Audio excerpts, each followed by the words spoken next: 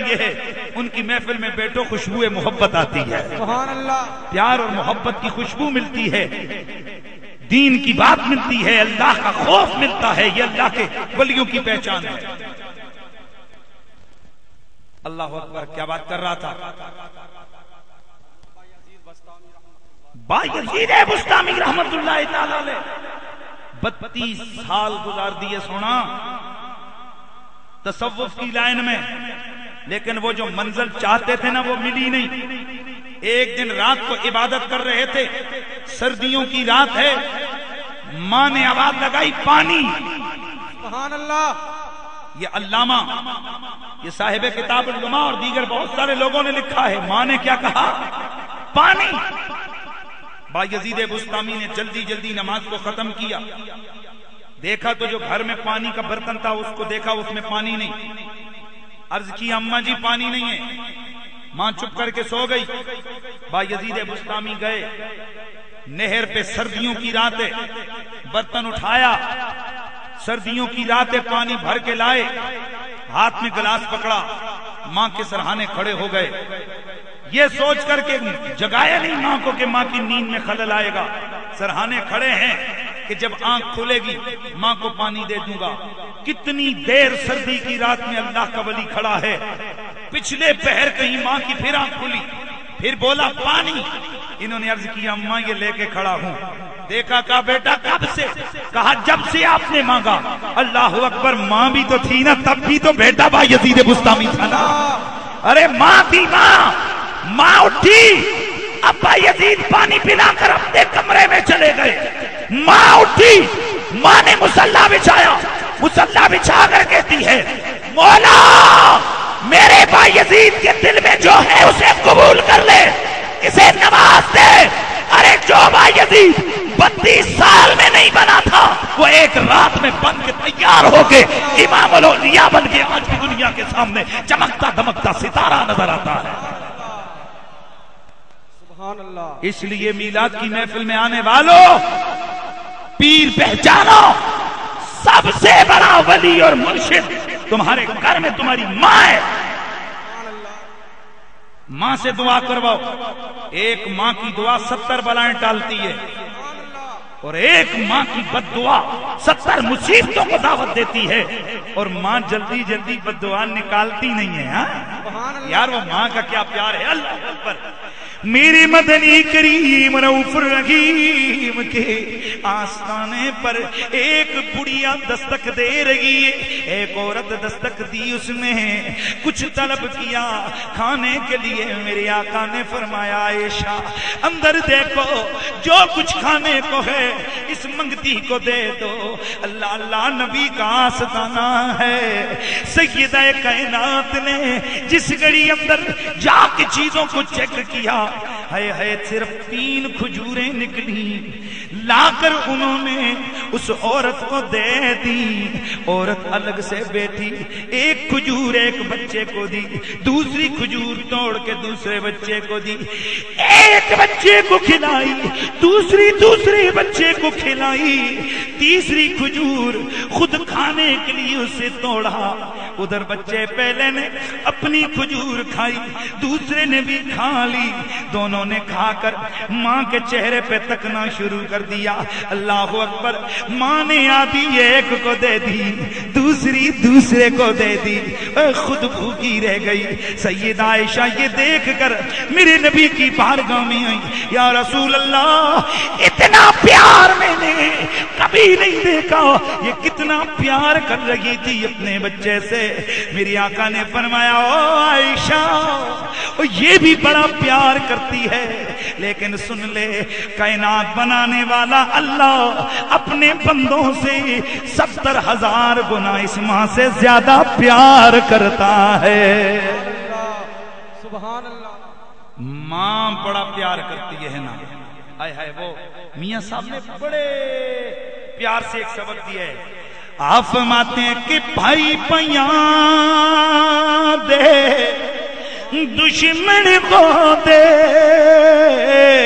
تے بھائی پیاں دیاں باواں بابل سر دی چھتری ہوں دے تے ماما ٹھنڈیاں چھاواں. اس لیے ماں باپ کا ادب اور احترام یہ آج کے اس محفل میلاد کا میسج ہے. سبحان اللہ.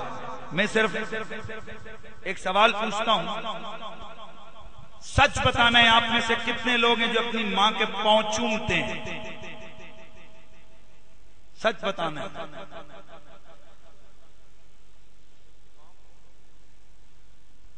میں وہ بھی بتاؤں گا انشاءاللہ. آپ ہزاروں میں بیٹھے اور صرف 4-5 لوگوں نے ہاتھ کھڑے کیے ہیں.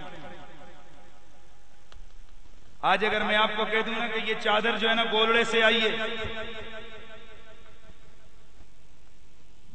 یہی تو میں کہتا ہوں کہ ہمارے اندر عقیدتیں بہت ہیں لیکن ہم اصل عقیدتیں سمجھے نہیں.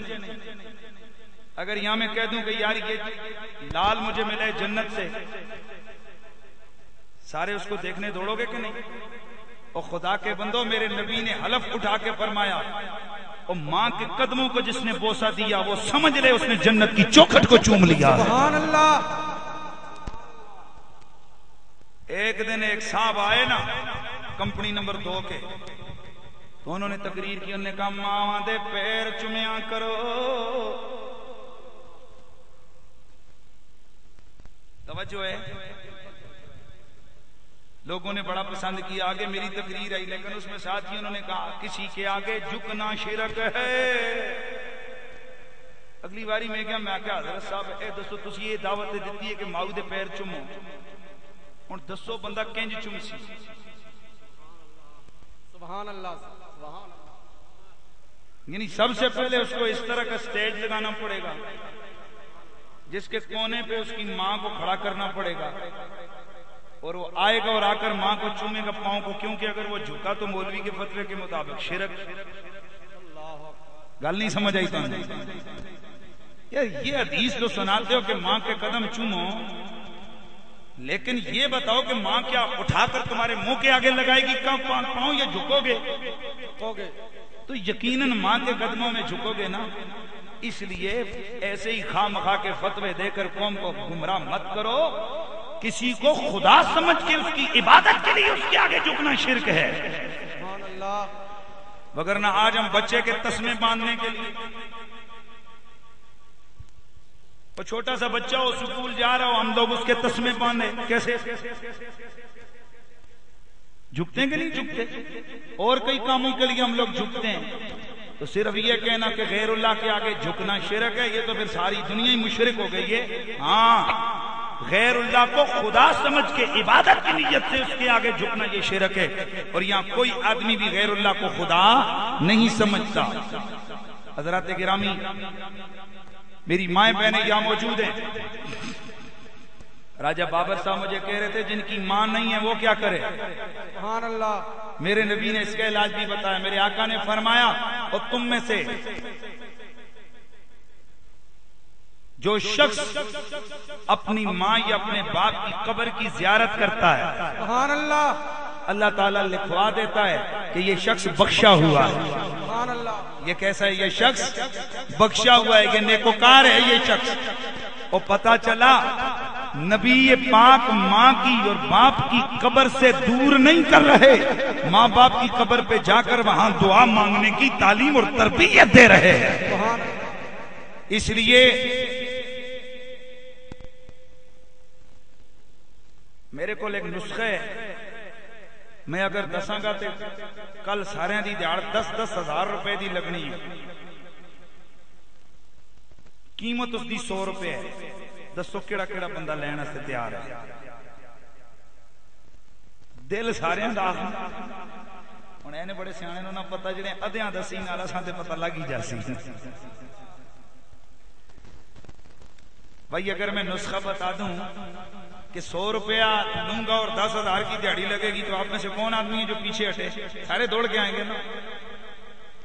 تو سن, آج اس محفل سے, راجہ بابر حسین صاحب کی اس گھر کی محفل سے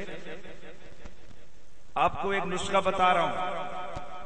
جو لوگ تنگ دست ہو نا, اس تنگ دستی کے دور کرنے کا طریقہ میرے نبی نے بیان کیا ہے. میرے آقا نے فرمایا جو شخص اپنے ماں باپ کے لیے رحمت کی دعا مانگتا ہے اللہ تعالیٰ اسے تنگ دستی سے نجات عطا فرما دیتا ہے. اگر آپ چاہتے ہو کہ آپ کا ہاتھ کھلا کشادہ ہو جائے، رزق کی فراوانی ہو، تو صبح بھی ماں باپ کے لیے رحمت کی دعائیں مانگو، شام بھی ماں باپ کے لیے رحمت کی دعائیں مانگو. وہ زندہ ہیں تب مانگو، وہ فوت ہو گئے تب مانگو. یہ فقیر گارنٹی سے کہتا ہے انشاءاللہ اللہ تعالیٰ رزق کے دروازے کھول دے. سبحان اللہ. یہ نسخہ ہے.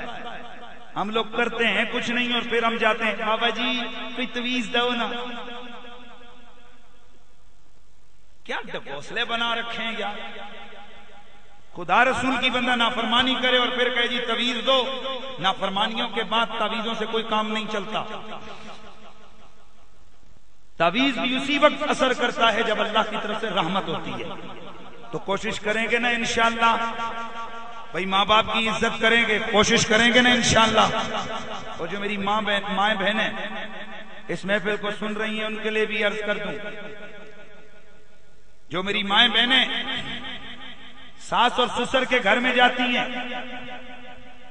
ان کی وجہ سے گھروں میں لڑائیاں ہوتی ہیں. وہ ایک بات میری کان کھول کے سن لیں کہ یقینی بات ہے کہ جس عورت کا خامد پریشانی میں ہوگا وہ عورت کبھی خوشیاں نہیں رہ سکتی. یہی بات ہے. تو کتنی بے وقوفی ہے ان عورتوں کی کہ جو اپنی بہو سے ٹکراتی ہیں، اپنے سسرال والوں کے دل بالخصوص اپنی ساس اور سسر کا دل دکھاتی ہیں. ان کو یہ پتہ نہیں ہوتا کہ جب ساس کا دل دکھے گا تو وہ پہلے نمبر پہ میرے خامن سے ناراض ہوگی، اور جب خامن سے ناراض ہو گئی تو بیڑا غرق ہو گیا. کیونکہ ماں کی بد دعا اور ماں کی ناراضگی یہ بیڑا غرق کر کے رکھ دیتی ہے. اور میں آپ کو صحیح بتاتا ہوں، تصوف کی لائن میں جو لوگ ہیں اتنا فائدہ 70 چلوں سے نہیں ہوتا جتنا ایک دفعہ ماں خوش ہو کے دعا دے دے جتنا فائدہ ہوتا ہے. اس لیے ہر وہ کام کرو جس سے ماں باپ خوش ہو رہے.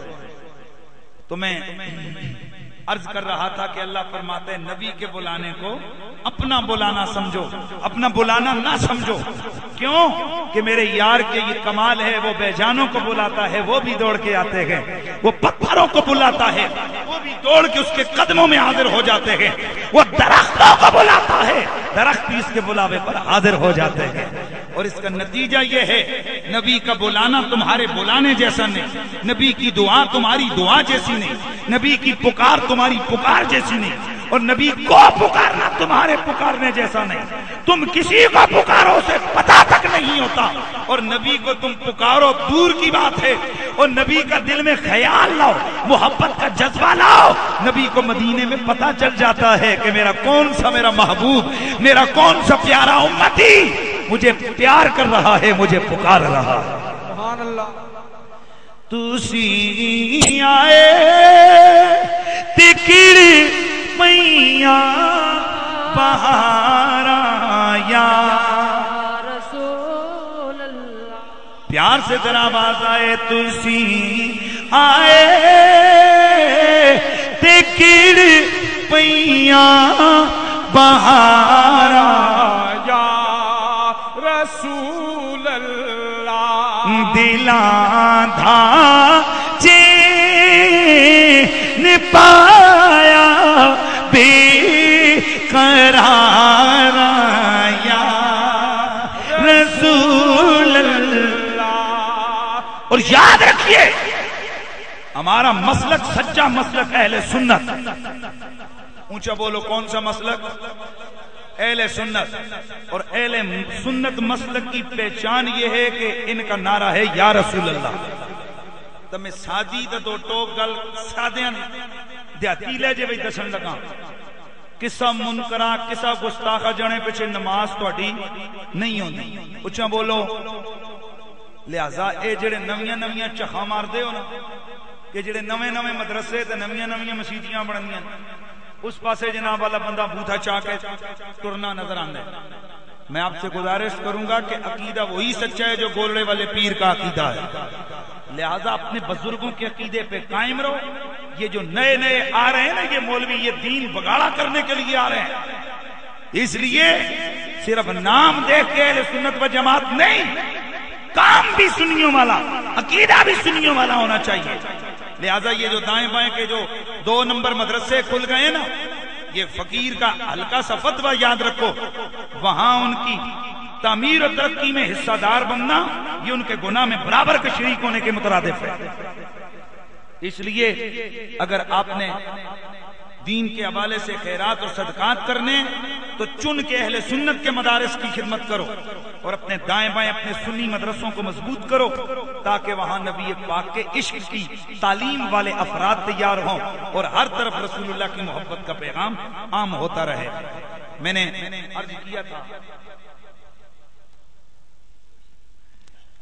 عرض کیا تھا آپ تمام حضرات سے کہ اگر کسی شخص کا کوئی سوال ہو تو وہ اپنی جگہ پہ کھڑا ہو کر سوال کر سکتا ہے۔